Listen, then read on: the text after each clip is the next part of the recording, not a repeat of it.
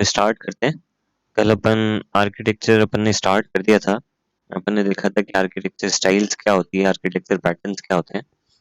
उसमें दो अपने आर्किटेक्चर स्टाइल्स बच गए थे।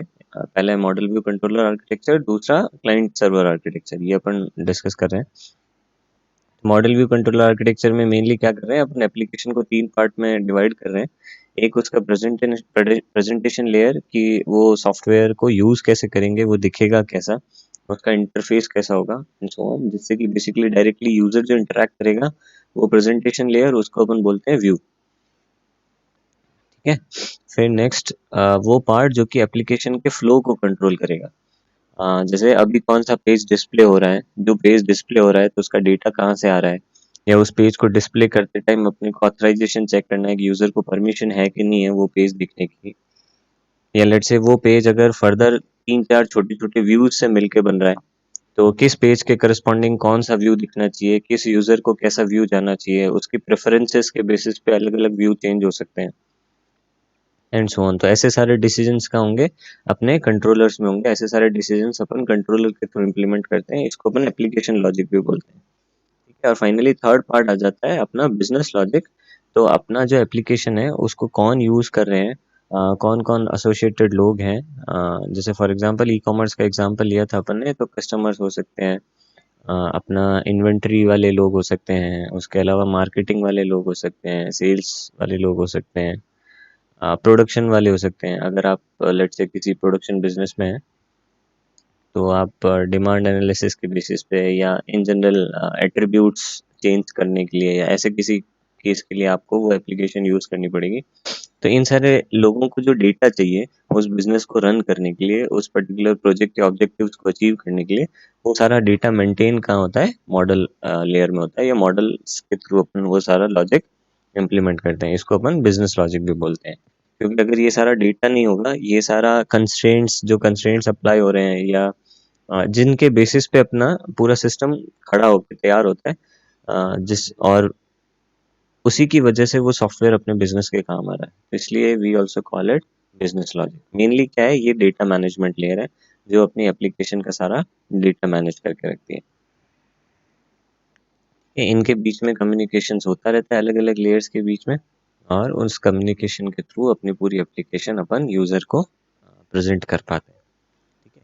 इसके अगेंस्ट जो क्लाइंट सर्वर आर्किटेक्चर है वो again it is very aware कि कोई एक नेटवर्क है, उस नेटवर्क के थ्रू अपने को कम्युनिकेट करना है। तो उस नेटवर्क लेयर की दूसरी तरफ बहुत सारे सर्वर्स हो सकते हैं। ठीक है। वो कोई एप्लीकेशन सर्वर हो सकता है, वो कोई डेटाबेस सर्वर हो सकता है, वो कोई टाइम सर्वर हो सकता है, वो कोई गेम सर्वर हो सकता है, कोई ग्राफिकल सर्वर हो सकता है, any any kind of server can be there. Simple एक प्रोसेसिंग सर्वर भी हो सकता है कि जहाँ पे आप अपनी कंप्यूटेशन रन करते हो। ठीक है। और क्लाइंट्स क्या करते हैं, उस इंफ्रास्ट्रक्चर को यूज करते हुए वो सारी सर्वर की फंक्शनलिटीज यूज करते हैं। तो ज़्यादातर आप जो गेम्स देखते हैं वो कुछ हद तक क्लाइंट सर्वर आर्किटेक्चर पे बेस्ड है। आप लोग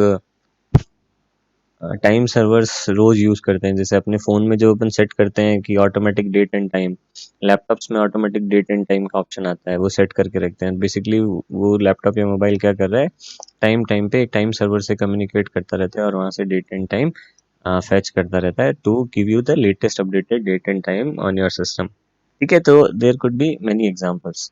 क्लाइंट सर्वर आर्किटेक्चर बहुत ज़्यादा यूज होता है, और जनरली मतलब जब भी आप किसी कनेक्टेड ऐप की बात करेंगे, चाहे वो डिस्ट्रीब्यूटेड सिस्टम हो, चाहे वो वेब बेस्ड हो, चाहे कोई अगर मोबाइल डिवाइस इंक्लूडेड है, तो भी there is a very good chance कि उसमें कोई क्लाइंट सर्वर इंटरफेस ज़रूर होगा। पर यहाँ पे एक छोटा सा कन्फ्यूजन है, फिर आप कहोगे सर क्लाइंट सर्वर सब जगह है, मोबाइल में भी है, वेब में भी है, तो फिर ये एमवीसी कहाँ पे है? तो एमवीसी भी मोबाइल और वेब में हो सकता है, डिपेंड करता है कि अपन एप्लीकेशन को किस तरह से डिज़ाइन कर रहे हैं। अगर अपन एप्लीकेशन को इन 3 तरह से ब्रेक करके और इस तरह से सोचेंगे कि मेरी एप्लीकेशन में ये 4 कंट्रोलर होंगे, ये 8 व्यू होंगे, ये 2 मॉडल होंगे, तो वो एमवीसी आर्किटेक्चर हो गया। और उसके अगेंस्ट आप अगर अपनी एप्लीकेशन को इस तरह सोचोगे कि ये मेरे सर्वर कंपोनेंट्स होंगे, ये क्लाइंट कंपोनेंट होंगे, और ये इनके बीच में कम्युनिकेशन के लिए ये प्रोटोकॉल्स होंगे, ये मैसेजेस होंगे एंड सो ऑन, तो वो क्लाइंट सर्वर इंफ्रास्ट्रक्चर हो गया। तो डिपेंड करता है कि अपन अपनी एप्लीकेशन को किस तरह से ब्रेक कर रहे हैं, कौन सी स्टाइल यूज़ करना चाहते हैं। ठीक है। मतलब ऐसा नहीं है कि ये सब कुछ ना बहुत अलग है। जो एप्लीकेशन एमवीसी से बनी है वो क्लाइंट सर्वर से भी बन सकती है, जो क्लाइंट सर्वर से बनी है वो एमवीसी से बन सकती है। And same applies to other architectural styles also. Client server वाली को अगर अपन चाहेंगे ऑब्जेक्ट ओरिएंटेड से बनाना है तो वो भी बन सकती है। We can mix multiple styles. Ultimate goal is to break our application into smaller components, smaller modules, so that we can start working on that, उसकी डिजाइन पे काम कर सकें। ठीक है, तो ये दो टॉपिक कल अपन ने मिस कर दिए थे, आज कवर कर लिए। आज अपन बात करेंगे सॉफ्टवेयर डिजाइन की तरफ, थोड़ा थोड़ा बढ़ेंगे। तो कल अपन ने यूएमएल कंपोनेंट डायग्राम्स और डिप्लॉयमेंट डायग्राम्स के बारे में थोड़ी सी बात की थी कि जब आर्किटेक्चर अपन डिफाइन कर लेते हैं तो IEEE 1471 की बात की थी कि अपन उस स्टैंडर्ड को यूज करके आर्किटेक्चर्स को डिफाइन कर सकते हैं। उसके अलावा यूएमएल में दो डायग्राम्स हैं जो आर्किटेक्चर को डिफाइन करने में थोड़ा सा अपना हेल्प करते हैं। ठीक है, तो सबसे पहला है यूएमएल कंपोनेंट डायग्राम। तो this diagram is used to describe system as a composition of smaller subsystems called components. तो बड़ा सिस्टम है, उसको छोटे छोटे कंपोनेंट्स में ब्रेक करना है और उसके टर्म्स में बड़े सिस्टम को एक्सप्लेन करना है। तो बेसिकली यार ओरिजिनल पर्पस ऑफ आर्किटेक्चर उसको अपन फुलफिल करना चाहते हैं यूजिंग दिस। फिर component diagrams reflect architectural units and inter communications between these units within the system. Obvious सी बात है, आपने छोटे छोटे पार्ट्स में ब्रेक कर दिया और उनके बीच का कम्युनिकेशन भी आपको बताना पड़ेगा, उनके इंटीग्रेशंस भी आपको डिफाइन करने पड़ेंगे, अदरवाइज आप पूरा सिस्टम को डिफाइन नहीं कर पाओगे। ठीक है, तो ये एक छोटा सा एग्जांपल है कंपोनेंट डायग्राम का। तो this example is a component diagram for an online store. ठीक है, अब ये ऑनलाइन स्टोर भी देखो लिखा हुआ है कि इट इज अ सब system, it is not a complete system जो कि अपन बना रहे हैं, it is also a part of that system. पर एग्जाम्पल के लिए ठीक है, अपन समझने की कोशिश कर रहे हैं कि ये सब सिस्टम क्या करता है। ठीक है, there could be other systems associated with this, और अपन फिलहाल सिर्फ स्टोर की बात कर रहे हैं। जैसे कैटलॉग हो सकता है, इसके अलावा अगर सब सिस्टम्स की बात करें, कैटलॉग हो सकता है, क्लाइंट सपोर्ट हो सकता है, फीडबैक हो सकता है, उसके अलावा लेट्स से अपना ब्लॉग हो सकता है, या प्रोडक्ट कैटलॉग मैंने बता दिया आपको, यूजर मैनेजमेंट हो सकता है, उसके अलावा इन्वेंटरी मैनेजमेंट हो सकता है एंड सो ऑन। तो there could be many other sub systems in case of an e commerce, पर उनमें से एक सब सिस्टम है ये ऑनलाइन स्टोर। ठीक है, तो अपन जब कंपोनेंट डायग्राम बनाते हैं तो अपन मेनली मॉडल करना चाहते हैं इन कंपोनेंट्स को। ठीक है, तो जब अपन कंपोनेंट डायग्राम बना रहे हैं तो अपन मेनली मॉडल करना चाहते हैं इन कंपोनेंट्स को। कंपोनेंट्स को अपन ऐसे कुछ ड्रॉ करते हैं, एक बॉक्स सा बनाते हैं, उसमें कंपोनेंट लिखते हैं, उनका नाम लिखते हैं एंड सो ऑन। ये जो इनके बीच में सर्कल से बने हैं ये कहलाते हैं इनके इंटरफेसेस। ये कंपोनेंट आपस में एक दूसरे से कैसे बात करते हैं। ठीक है, तो जैसे ये पर्टिकुलर इंटरफेस की बात करें तो इंटरफेस में भी दो तरह के होते हैं, रिक्वायर्ड इंटरफेस और प्रोवाइडेड इंटरफेस। तो कोई कंपोनेंट ऐसा हो सकता है जो कि किसी दूसरे कंपोनेंट पे डिपेंडेंट हो, it requires a particular interface to be offered by that another component. जैसे इस केस में लेट्स से कस्टमर अगर अपना एक कोई इंटरफेस है तो वो इस स्टोर फ्रंट कंपोनेंट से रिक्वायर करता है कि कुछ कस्टमर नाम का कोई वेब पेज या कोई पोर्टल ऐसा कुछ होना चाहिए, तो ये इस ऑनलाइन स्टोर को यूज कर पाएगा, अदरवाइज नहीं कर पाएगा।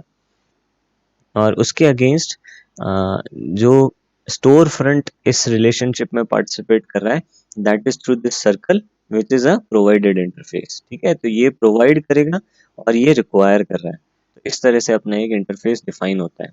ठीक है, सिमिलरली जैसे अगर इस दूसरा एग्जांपल देखें तो ये store front is requiring an SQL communication interface from our catalogue, यानी कि जो अपना डेटाबेस मेंटेन कर रहा है, एक कंपोनेंट है जो डेटाबेस मेंटेन कर रहा है, दैट इज कॉल्ड कैटलॉग। तो उससे एक एसक्यूएल कम्युनिकेशन इंटरफेस चाहिए। अगर ये कैटलॉग प्रोडक्ट्स रिटर्न नहीं करेगा तो स्टोर फ्रंट दिखाएगा क्या, है ना। तो that's why it is required and it is provided. ठीक है, उसके अलावा जब अपन कंपोनेंट डायग्राम बनाते हैं तो वी आल्सो लुक फॉर सब सिस्टम्स एंड इंटीग्रेशन। तो जैसे अभी ये ऑनलाइन स्टोर क्या है, ये पूरा एक सब सिस्टम है, तो इसको अपन ने इस पूरी एक बाउंड्री में बंद करके रखा हुआ है। ठीक है, तो अपन ऐसे अलग अलग सब सिस्टम्स को भी इस तरह से बॉक्स बना बना के अपन उसमें डाल के रख सकते हैं। ठीक है, आई थिंक उसके अलावा एक डिपेंडेंसी और होता है जो कि यहाँ कहीं मॉडल नहीं किया हुआ है। जैसे इस पर्टिकुलर केस में जो ये स्टोर फ्रंट है ये डिपेंडेंट है कैटलॉग के ऊपर। तो कैटलॉग के केस में अपन क्या कर सकते हैं, अपने यहाँ पे एक एरो बना के दिखा सकते हैं that this particular store front component is dependent upon this catalogue component. ठीक है, तो इस तरह से अपन डिपेंडेंसी भी डिफाइन कर सकते हैं। उसके अलावा कुछ इंटरफेसेस पे अपन कंस्ट्रेंट्स डिफाइन कर सकते हैं कि ये पर्टिकुलर कंस्ट्रेंट फॉलो होना चाहिए।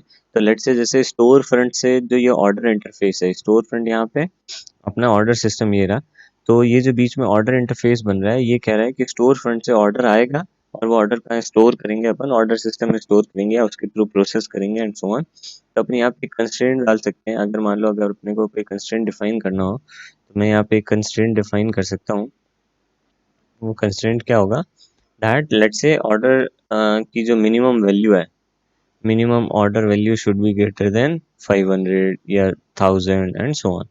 तो इस तरह का कोई कंस्ट्रेंट अगर डिफाइन करना है तो अपन किसी इंटरफेस पे डिफाइन कर सकते हैं। ठीक है, तो अपन जनरली कोशिश करते हैं कि ये जो कंस्ट्रेंट्स हो फंक्शनल कंस्ट्रेंट्स ना हो। जैसे ये जो मैंने डिफाइन किया है that minimum order should be greater than 500, ये फंक्शनल कंस्ट्रेंट है।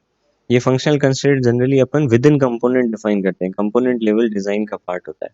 फिर यहाँ पे जब अपन कंस्ट्रेंट डिफाइन करते हैं, we try to define constraints which are infrastructure constraints.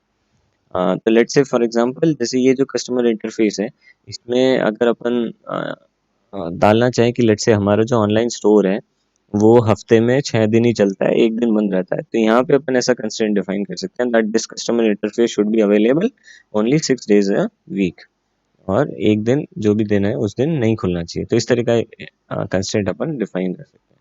तो जनरली कंपोनेंट डायग्राम में it is a good practice that we should not define any functional constraints within our component diagram. क्योंकि component diagram architecture level पे है, architecture में अपने पहले भी discuss किया है, अपन डिटेल्स को कवर नहीं करते हैं। ठीक है, आर्किटेक्चर को अपन कोशिश करते हैं जितना दूर हो सके डिटेल से उतना ज़्यादा दूर रखते हैं। We only are looking after decomposing our larger system into smaller systems। Basically अपन को ये डायग्राम बनाने से थोड़ी हेल्प मिल जाती है।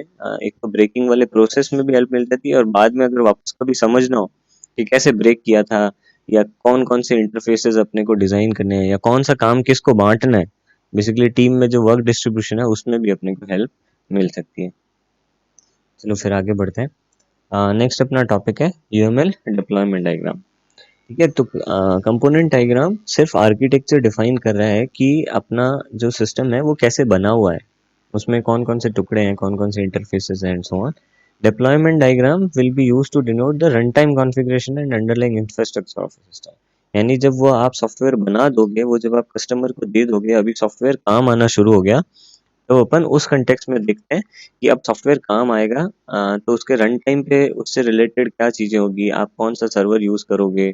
लेट्स से आप J2EE बनाने वाले हो, PHP में बनाने वाले हो।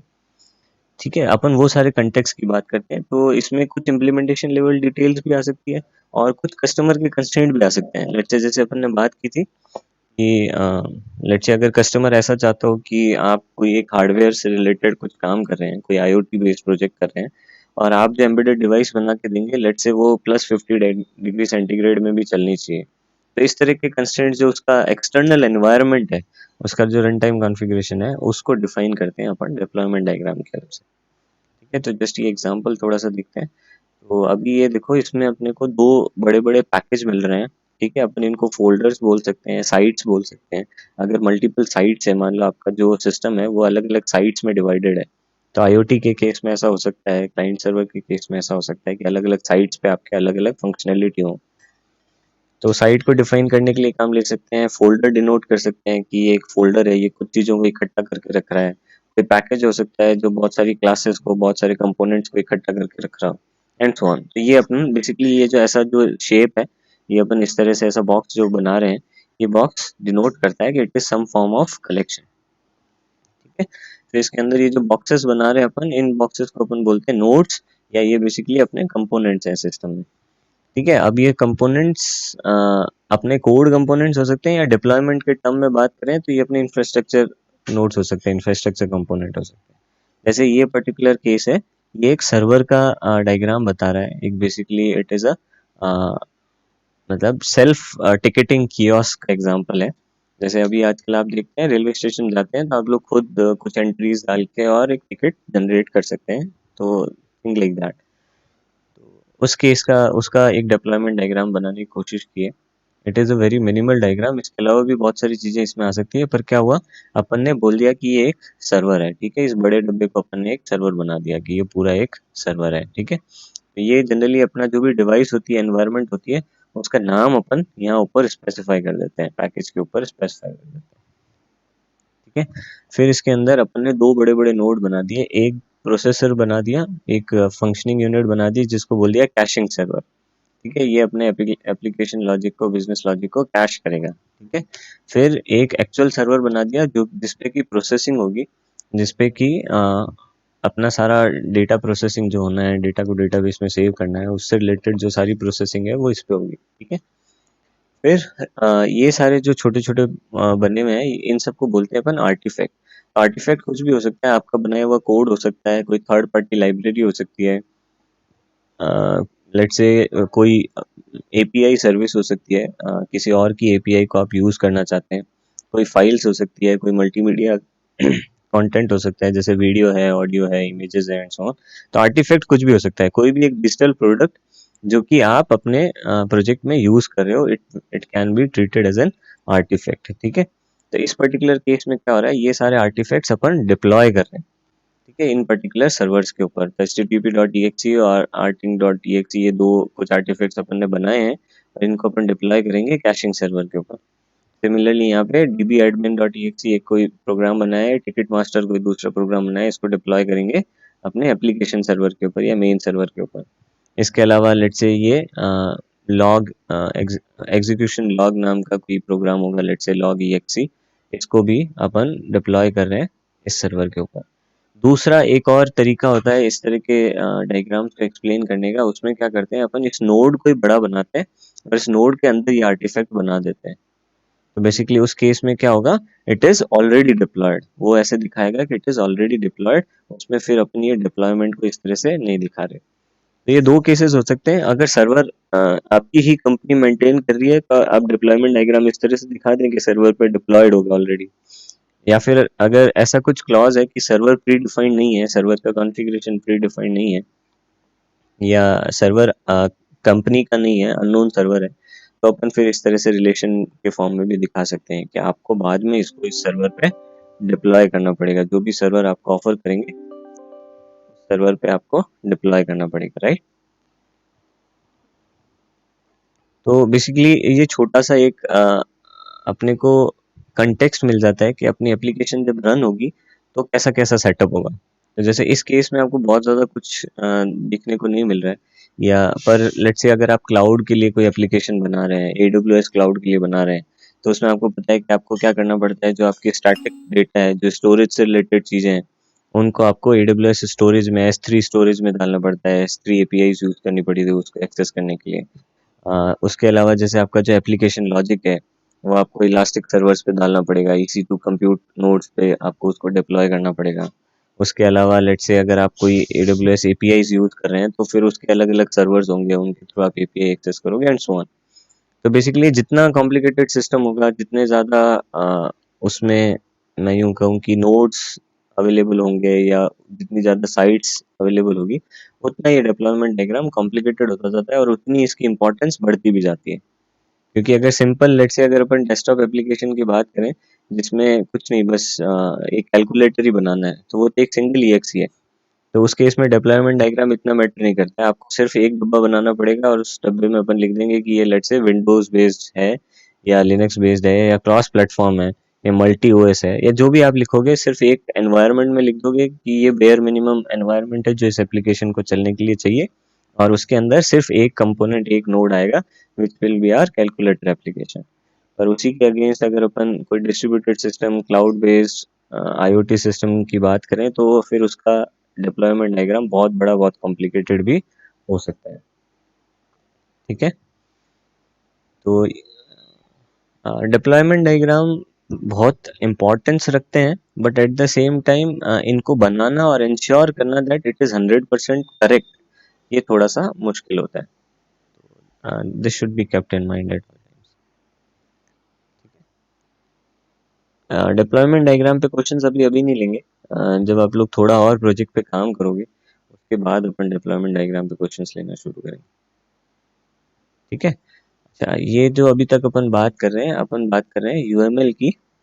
यूएमएल से यूएमएल के ही सारे स्टैंडर्ड्स, यूएमएल के ही सारे डायग्राम्स यूज करके अपन सिस्टम को मॉडल कर रहे हैं, चाहे वो सिस्टम की बिहेवियरल मॉडलिंग हो, सिस्टम की स्ट्रक्चरल मॉडलिंग हो, या जैसे इस केस में अगर अपन उसका रन टाइम इंफ्रास्ट्रक्चर बता रहे हो, तो अपन सब यूएमएल डायग्राम्स यूज किए हैं। इसके अलावा और भी बहुत सारे अल्टरनेट्स हैं, और भी बहुत सारे दूसरे स्टैंडर्ड्स, दूसरी लैंग्वेजेस अवेलेबल हैं। तो ये उनमें से कुछ हैं, आप लोग अगर इंटरेस्टेड हो तो थोड़ा सा नेम चेक कर सकते हैं।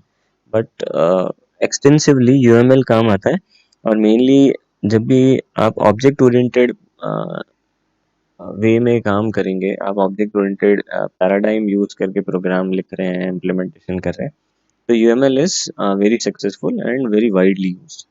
ठीक है, इसके अलावा इनमें से काफ़ी सारे मॉडल्स ऐसे भी हैं जो प्रोप्राइटरी हैं। अगर आप इन मॉडल्स को यूज़ करते हो तो आपको कोई लाइसेंस फ़ी पे करनी पड़ सकती है। तो यूएमएल का ये भी एक फ़ायदा है कि UML is not a proprietary system. ठीक है, आप यूएमएल के सॉफ्टवेयर्स प्रोप्राइटरी होते हैं, पर यूएमएल जो खुद स्टैंडर्ड है वो प्रोप्राइटरी नहीं है। आप चाहो तो उसको किसी भी एप्लीकेशन के लिए यूज़ कर सकते हो। ठीक है, नेक्स्ट अपन बात करते हैं सॉफ्टवेयर डिज़ाइन प्रिंसिपल्स की। ठीक है, ये बहुत इंपॉर्टेंट टॉपिक है। अगर किसी को नींद आ रही है, ब्रेक लेना है, तो अभी ले लो। ये शुरू करने के बाद में थोड़ा सा अपन कंटिन्यूस चलेंगे, और इसमें काफ़ी सारे एग्जांपल्स भी आने वाले हैं। ठीक है,